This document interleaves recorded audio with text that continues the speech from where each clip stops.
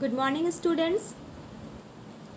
In this video, we are going to talk about how energy released during respiration is stored. Respiration के दौरान जो energy release होते हैं वो कैसे स्टोर होते हैं। ये वीडियो स्टार्ट करने से पहले पिछले वीडियो में मैंने क्या बताया था वो थोड़ा रिवाइंड कर लेते हैं। पिछले वीडियो में मैंने बताया था कि रिस्पिरेशन क्या होते हैं, सेलुलर रिस्पिरेशन क्या होते हैं, ब्रीथिंग क्या होते हैं एंड ब्रीथिंग में क्या क्या इंक्लूड है, physical process and biochemical process. तो now come to the point, how energy released during respiration is stored. आज जानेंगे कि रिस्पिरेशन के दौरान जो एनर्जी रिलीज होते हैं वो कैसे स्टोर होते हैं।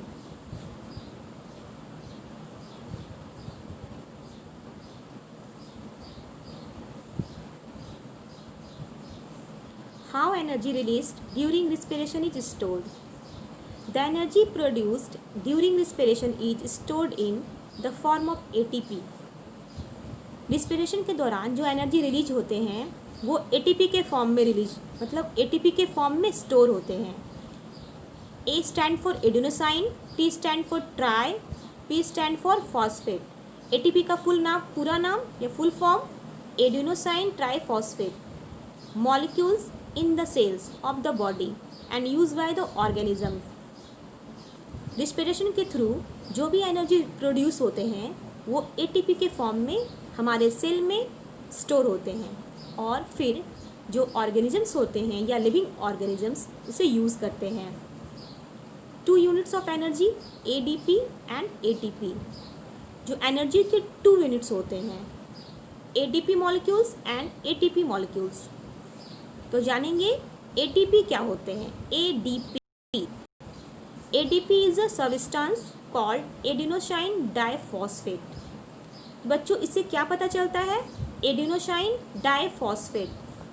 A stand for adenosine, D stand for di and P stand for phosphate. The ADP molecules are present in a cell in mitochondria. ADP के जो मॉलिक्यूल्स होते हैं वो सेल में माइटोकॉन्ड्रिया के अंदर प्रेजेंट होते हैं। ADP has low energy content. ADP जो होता है वो लो एनर्जी कंटेंट होता है, यानी ये इसमें लो एनर्जी स्टोर होते हैं। In ADP 2 phosphate group present. तो बच्चों हमने बताया adenosine diphosphate, di stand for 2, इसलिए ADP में जो मॉलिक्यूल्स होते हैं यानी वो क्या होते हैं, ADP का जो मॉलिक्यूल्स होता है उसमें 2 फॉस्फेट यानी 2 फॉस्फेट ग्रुप प्रेजेंट होते हैं, डाइफॉस्फेट।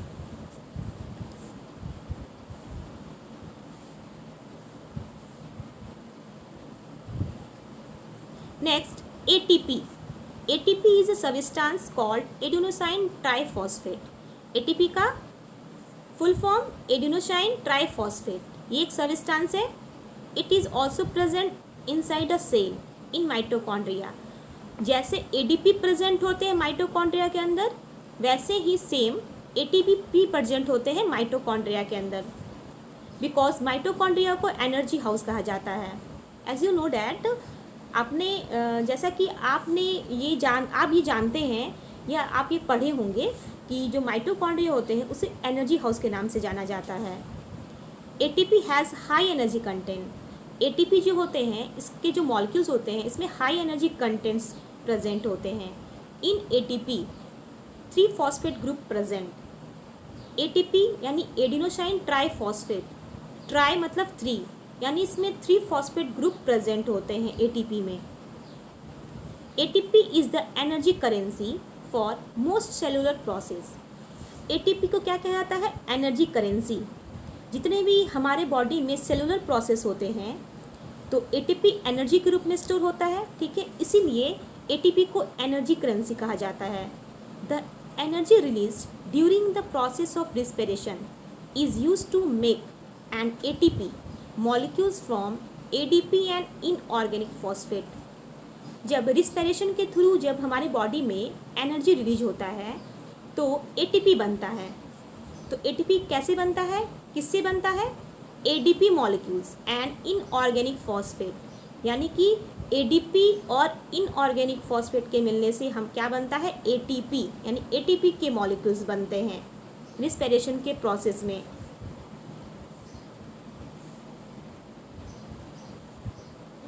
जैसे यहाँ पे एडीपी, एडिनोसाइन डाइफॉस्फेट, ठीक है, plus phosphate, P stand for phosphate.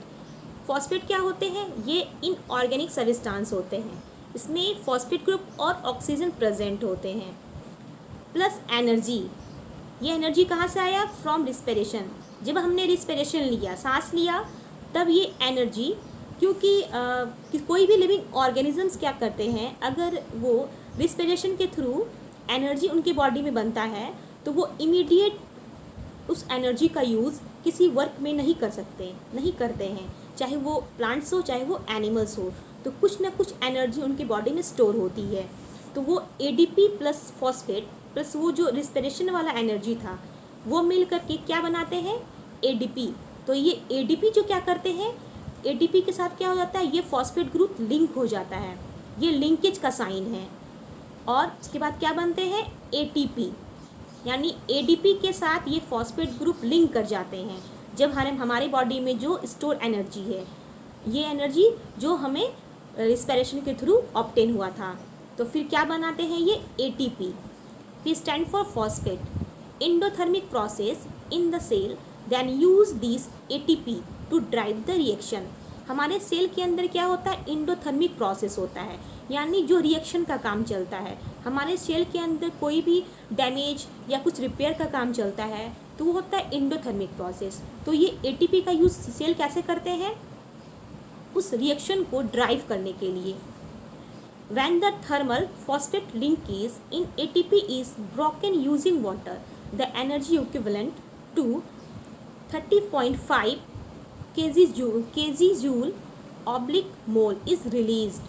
यहाँ पे क्या होता है, जब फॉस्फेट यानी टर्मिनल फॉस्फेट, जो लास्ट का फॉस्फेट जो बच गया, अंत का फॉस्फेट जो बच गया, वो लिंक हो जाते हैं एटीपी के साथ, ठीक है। और ये एटीपी क्या करते हैं, वाटर के प्रेजेंट में ब्रेक करते हैं, ठीक है।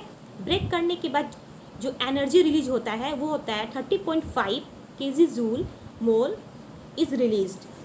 एटीपी, ये जो एटीपी है, देखिए यही चीज़ को हमने इक्वेशन के थ्रू समझाया। एटीपी वाटर के प्रेजेंट में, यानी बाय ब्रोकन वाटर के प्रेजेंट में ये टूटता है, तो क्या प्रोडक्ट निकलता है, ADP plus phosphate plus energy इतना, यानी ये एनर्जी को हमारे बॉडी के सेल ने यूज़ किया। पहले रिस्पिरेशन के थ्रू जो एनर्जी मिला उससे क्या बनाया गया, एडीपी प्लस फॉस्फेट इनके साथ मिल के क्या बनाए, एटीपी, यानी फॉस्फेट ग्रुप इसके साथ लिंक हो गया एडीपी के साथ। देन उसके बाद क्या हुआ, ये एटीपी क्या हुआ, ये एटीपी को जो हमारे बॉडी में जब ये एटीपी बना तो फिर ये एटीपी को टूटना होता है, क्योंकि एनर्जी को हम किसी न किसी रूप में खर्च करते हैं, किसी न किसी एक्टिविटी में खर्च करते हैं। तो ये एटीपी H2 के प्रेजेंट में ब्रेक करते हैं, फिर क्या प्रोडक्ट देते हैं, एडीपी, यानी जहाँ से साइकिल चला फिर वहीं वापस आया, यानी कि ये साइकिल चलते रहता है हमारे बॉडी में।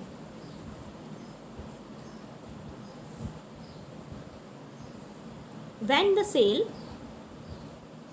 the cell needs energy, then ATP can be broken down using water to release energy। जब हमारे सेल को एनर्जी की ज़रूरत पड़ती है, यानी कि तब वो क्या करते हैं, एटीपी जो होते हैं, यानी हमारे सेल को जब एनर्जी की ज़रूरत पड़ती है तब क्या होता है, ये एटीपी क्या होता है, ब्रेक कर जाता है वाटर का यूज़ करके, ठीक है। उसके बाद फिर क्या रिलीज करता है, एनर्जी। ये कुछ नोट है, please note that ADP can be converted to ATP by absorbing energy produced during respiration। अभी हमने इक्वेशन के थ्रू बताया कि एडीपी का यूज़ कर, एडीपी जो है वो कन्वर्ट हो जाते हैं एटीपी में बाय एब्जॉर्बिंग एनर्जी, जिस एनर्जी को हमने एब्जॉर्ब किया, ठीक है। उसके बाद क्या होता है, ATP can be converted back to ADP, फिर ये एटीपी क्या होते हैं, फिर कन्वर्ट कर जाते हैं, फिर एडीपी के फॉर्म में रिलीज हो जाते हैं, ठीक है।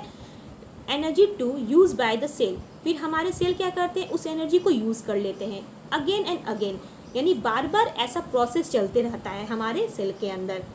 This ensure a continuous supply of energy to the organisms.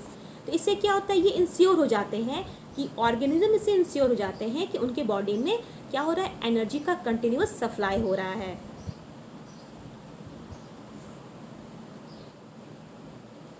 जैसे एक इमेज है, देखिए एटीपी यानी एडीपी लो एनर्जी कंटेन करते हैं। फॉस्फेट फॉस्फोरस प्लस ऑक्सीजन, यानी फॉस्फेट में फास्फोरस और ऑक्सीजन के मिलने से फॉस्फेट बनता है, और ये एटीपी हाई एनर्जी कंटेन करते हैं। ठीक है, अब देखिए ये वाला process, ADP plus phosphate plus from respiration से क्या मिला, एनर्जी। एनर्जी के रूप में हम क्या लेते हैं, रिस्पिरेशन में हम क्या लेते हैं, ऑक्सीजन लेते हैं। ठीक है, यानी हम इनहेलेशन मतलब इनहेल करते हैं ऑक्सीजन, तो वो ऑक्सीजन हमारे बॉडी में जाता है, यानी वो फ्रॉम रिस्पिरेशन। तो इन तीनों का यूज़ करने के बाद क्या बना, एटीपी यानी एनर्जी। फिर एटीपी को हमारे सेल ने यूज़ किया, जैसे हमारा सेल ने यूज़ किया एटीपी को यानी एनर्जी को, हाई एनर्जी को, तो फिर क्या होता है, फिर ये क्या होता है, फिर ये टूटता है। ये किसके प्रेजेंट में टूटता है, ये वाटर के साथ ब्रेक करता है। ठीक है, ब्रेक करने के बाद फिर क्या बनाता है, फिर वही चीज़ बनाता है। देखिए ATP phosphate plus energy, but ये एनर्जी हमारे सेल ने यूज़ कर लिया था, और इस एनर्जी को हमारे सेल ने यूज़ नहीं किया था, ये हमने इस एनर्जी को लिया था रिस्पिरेशन के थ्रू। ठीक है, तो बच्चों आप समझ गए होंगे ये सारी प्रोसेस। अब नेक्स्ट वीडियो में मैं बताऊंगी type of respiration. Type of respiration में पढ़ेंगे कि ये कितने रिस्पिरेशन कितने टाइप के होते हैं। ठीक है, आज के लिए इतना ही, और आप हमारी वीडियो को ज़रूर देखें, समझें। बाय बच्चों।